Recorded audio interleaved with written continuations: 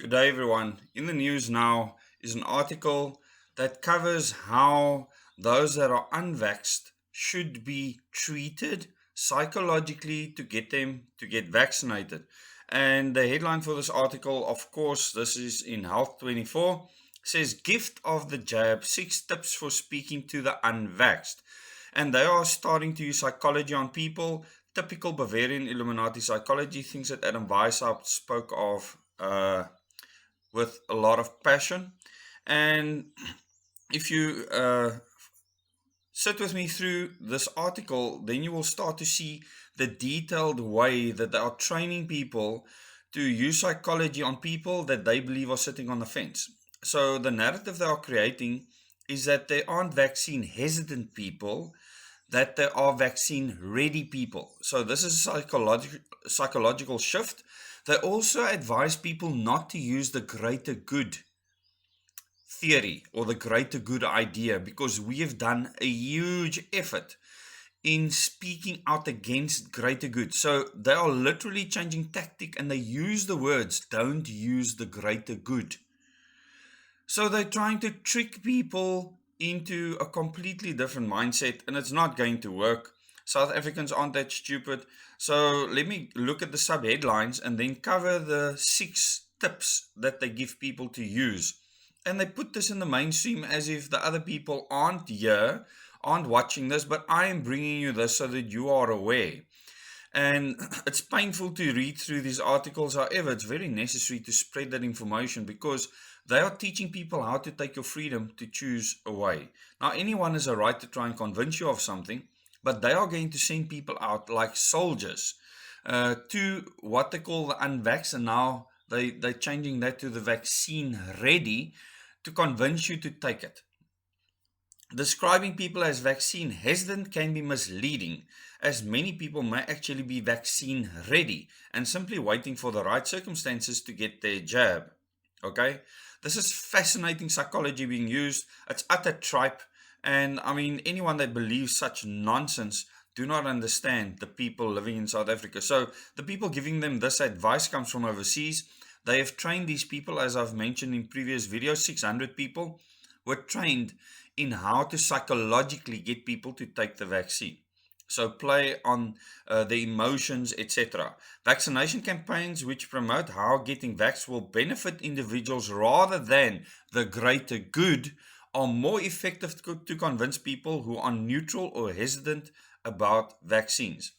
So they are saying here clearly, don't use the greater good strategy, because we have highlighted this since the beginning of last year. This has been widely spread that the greater good ideology comes from the Bavarian Illuminati, and they push this agenda worldwide. It's not like this greater good idea didn't exist since the beginning of time, but the Bavarian Illuminati was instrumental in promoting this concept that people should relinquish their freedoms for the greater good.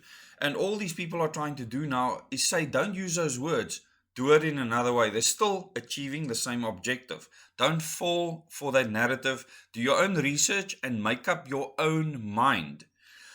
Hardline vaccine refusers likely will not be persuaded by better information or evidence. Who decides if information is better or if the evidence is better? I haven't seen any evidence, zero evidence to convince me of anything.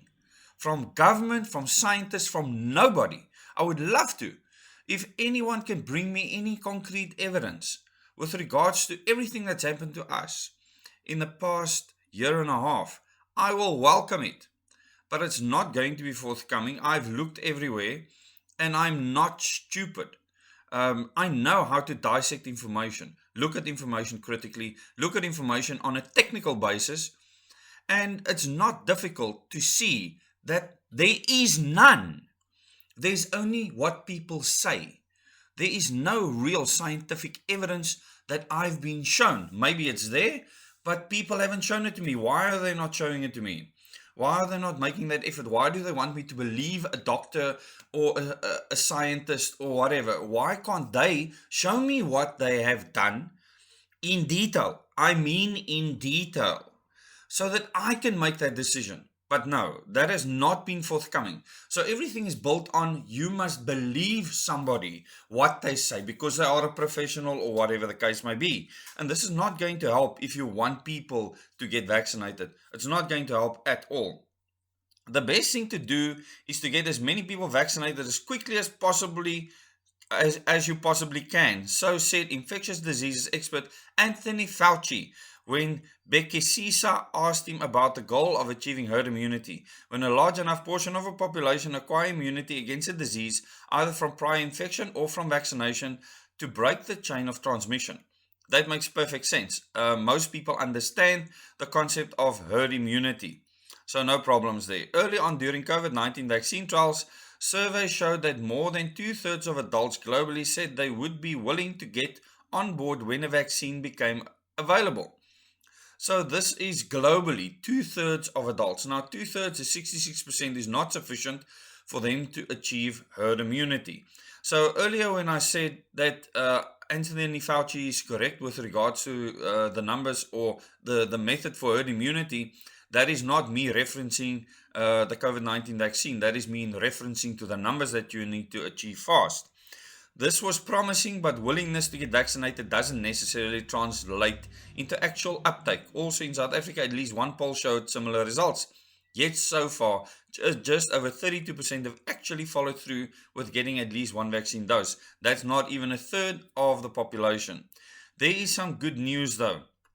According to a report in the New England Medical Journal, many people described as vaccine hesitant are in fact not outright resistant to getting the jab, but simply waiting for the right nudge. I don't know what that means, and I would love for them to explain to me what that is, but apparently in these 6 tips, we are going to see what these nudges are so you can prepare yourself for this. Of the almost 140,000 people surveyed, 40% had already been vaccinated and 11% were hardline refusers, who said they were very unlikely to get the jab. This means close to half of the sample was sitting on the fence, vaccine ready and waiting. I call it vaccine hesitant. Otherwise, they would have run and gotten one. So these people are not living in fear. This is what the evidence suggests. Because if they were living in fear, they would have run to get a vaccine. They are not fearful. And this is because of what they see around them, not because of what the mainstream media says. Here are 6 things to consider to help turn ready and steady into go. So ready, steady, go is something that kids grew up with. It's something they know in school. Those are psychological words used to get you into a run mindset. When you did athletics for the first time, when you were in sub A or grade 1, they used to say ready, steady, go, and they didn't fire a gun because the kids would get a fright. So, very good psychological advances being used here because these people are trained in human psychology. Number 1, know who you're talking to. Very good psychology being used. To persuade people to get vaccinated, messages have to be tailored to the intended audience.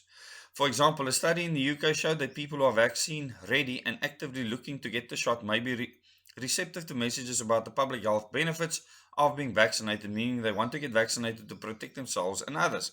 In contrast, people who are hesitant appear to be less interested in the greater good and respond better to learning what's in it for them. That should be obvious. Most people naturally are not interested in the greater good idea. And this is why we are going to win this battle in South Africa hands down. And this is a worldwide study. A 2021 study from the US had a similar result. Messages focused on personal benefits had the most impact in convincing people to get vaccinated. Although we might wish for a society that prioritizes the well-being of others, this is telling you that they are wanting to move to a society that is for the greater good. Okay? And they make it clear here. And this is why I have to cover this in detail. Although we might wish for a society that prioritizes the well-being of others, it might serve us well for now to be somewhat less ideological and focus instead on individual benefits for the greater good. It's still for the greater good. It's still greater good ideology. There's no individual liberty being considered here. They are planning on coaxing people into their way of thinking, and they've been doing this for decades now. 2, get the word out quickly. Striking the iron while it's hot works. And that's certainly something we did. It's worked very successfully. We struck the iron while it was hot, and they don't know what to do right now. Because the same tactics can be used to help people to have individual liberty sustained in their life. A study published in the journal Nature in August found that the timing of vaccine messages can boost appointments and subsequent vaccinations. In the study, participants in the US were randomly assigned to one of two groups and were then sent a text message inviting them to schedule their vaccine appointment shortly after they became eligible to register. And in the past week, I've received I don't know how many messages from government every single day to tell me to go and vaccinate my family because it's the right thing to do. One group received the message one day after they became eligible for getting their shot, while the other group received the message 8 days after they could enroll. Both messages included a link to a website allowing the recipients to book vaccine appointments. The earlier prompt nudged 1.5 times as many people to make appointments than the later one. Now, this is just using simple human psychology, and what I need you to understand is the same way they can use human psychology to achieve a greater good ideology, we can use human psychology to achieve individual liberty. And these tactics are very plain and simple tactics. And what they are saying here is they literally treating people like sheep. And this is something I despise because they are saying that these people can't make up decisions for themselves. We can use methods to make them make up decisions for themselves. I chose a very different strategy, finding the people that were already ready and staying away from what these people consider to be the sheep in public. It's absolutely horrid that you look down on a human that way and you just want him to achieve something for your own gain. A lot of money to the vaccine manufacturers. Simply making the booking also boosted follow through. Nearly 90% of participants who made a booking after receiving the nudge kept their appointments, and almost everyone who received the first dose also booked for their second. This points to the importance of encouraging people to schedule their first shot. A similar trend was seen in an earlier study designed to boost uptake of the flu vaccine. Vaccination reminders sent to people before their regular unrelated primary healthcare visits increased vaccination rates by 5%. Now, that's not a large percentage, but still effective psychology. Number 3, allay people's fears first with empathy, then with evidence. Now, how can you ask someone that you treat like a sheep to provide proper evidence? This is just not possible. Experts or people that have the ability to discern evidence are the people that you need to use to do such. The flip side of the unprecedented speed with which COVID-19 vaccines were rolled out is that it has contributed to questions being raised about their safety. Studies about people's attitudes towards vaccines from countries as diverse as Jordan and the US show that fears about ingredient safety and what many perceived as a rushed approval processes deter people from getting vaccinated. Those are all valid concerns. Inadequate data and general lack of transparency about COVID-19 vaccine trials, coupled with murky procurement agreements between governments and pharmaceutical companies, further fuel reluctance to get the shot. Now, they have just given a whole lot of reasons why you should be thinking seriously about what is happening. They are giving the reasons right there. And then they say, although there is overwhelming evidence that the vaccines are safe and effective, it is important to acknowledge that people's fears are valid. Okay? Now, I don't want to go through the rest of this nonsense. You can read it yourself. We go on to number 4. Like as usual, the description. In the description below this video, you'll get the link to this article as well as in the first comment. Number 4, don't be afraid to drop a name or two. So they're trying to use stars, pop stars, film stars that have been vaccinated to get other people to do it. This is once again them absolutely diminishing your intelligence and saying that you are just a sheep that follows some international star, and because of that, you will do it too. That is absolutely pathetic. It is disgusting that they will actually recommend this. And the opening line says, if Elvis could do it, so can you. In 1956, the then rising rock and roll star Elvis Presley appeared on public television getting his polio shot at a time when vaccine uptake was precariously slow. The Elvis effect seemed to have helped to spur US teenagers to launch campaigns to recruit their friends. vaccination surged, and by the next year, active cases of polio had dropped from 15,000 to 5,000. 5 years later, by 1962, fewer than 1,000 cases were reported. Studies about social influence on boosting the uptake of flu vaccines suggest that talking about other people getting their shots might help to improve the uptake for COVID-19 vaccines too. It is an absolute disgusting way of doing it.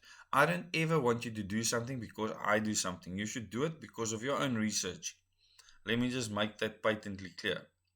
It need not be only social influences. Even examples from within a peer group can help to nudge people to get on board. Nudge. This is a serious decision to make. A serious decision. Injecting stuff into your body is not a small thing. And although I'm not an anti-vaxxer, I want to have proper evidence for anything I put into my body. Don't focus on hardline refusers. Try to convince those sitting on the fence. A small percentage of people say that they will never get the jab, and studies suggest that chances are slim that they will change their minds. In the US, this number is about 1 in 8 people. In South Africa, it's about 1 in 15, although the proportion may differ in pockets of the population. Well, based on the evidence right now, the 1 in 15 is completely out. Actual update among vaccine ready people can change over time, but hardline anti-vaxxers almost never change their minds.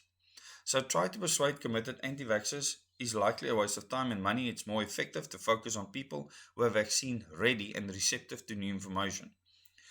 Well, I would say vaccine hesitant. See how nicely they're using vaccine ready. What on earth does that mean? 6. Understand people's realities. Historically, vaccination campaigns focus on busting myths and providing evidence-based information about vaccine safety and benefits.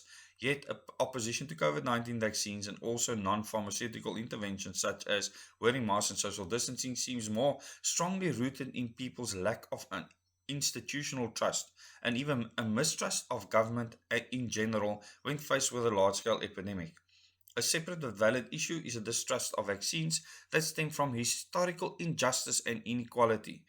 And then they go on with examples, and that is where this actually ends.